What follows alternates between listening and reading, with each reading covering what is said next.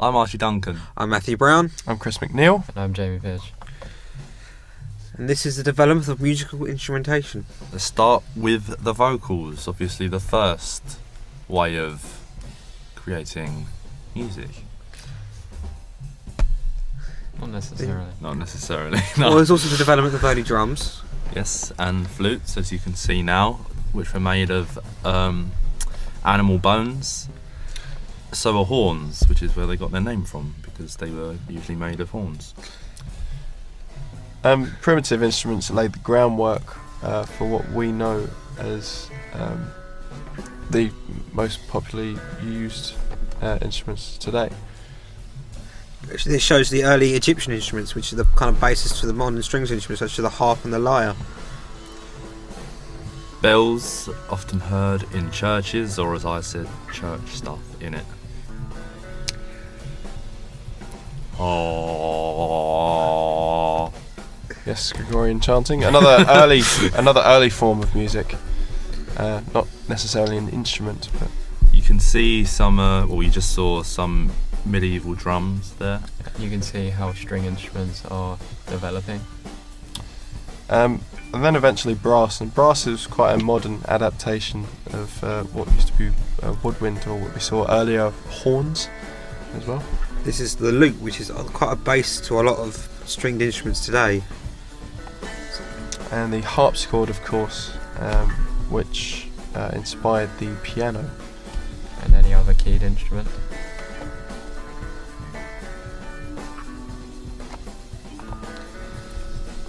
The development and evolution of most musical instruments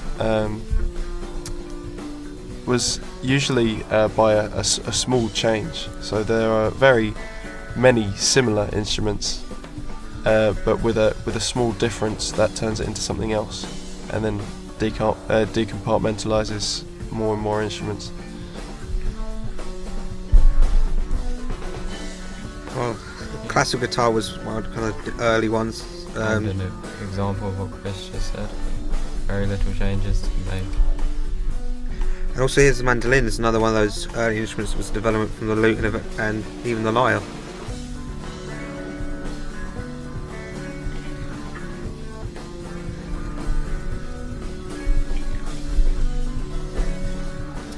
Violin, a very rudimentary piece, especially for a concerto.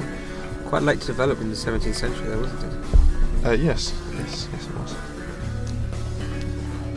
Clarinet, another one that was also blended, like the bassoon, with both metallic and wooden implements that were blended together to make such an instrument.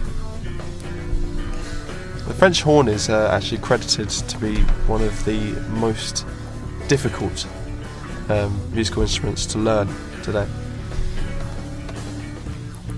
So Jamie, what's the difference between an acoustic guitar and a classical guitar?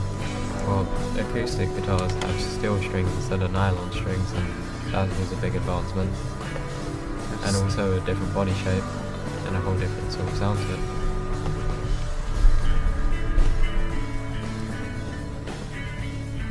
The saxophone was very iconic, especially the jazz movement, but was also used in orchestras as well. We have more woodwind instruments, and as most musical instruments evolved, eventually big ensembles and accompaniment would be more enriched with different sounds. And also into the 20th century as well, a lot more electronic instruments and modern instruments that you would recognise now. such as the early electric guitars, you've got the log, which was made by Les Paul and would be the basis of all Les Pauls. The vocoder, made famous by bands such as Kraftwerk, and this was the first mass-produced electric guitar, which was the Fender Broadcaster.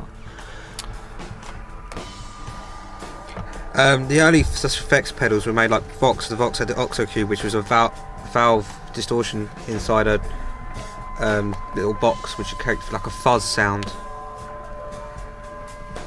This is Bob Dylan's conversion to the electric guitar. Also, the early analog synths used to use wiring and resistors to create sounds, where then eventually would become digital synthesizers, which would be kind of like the basis of like pop music and stuff like that.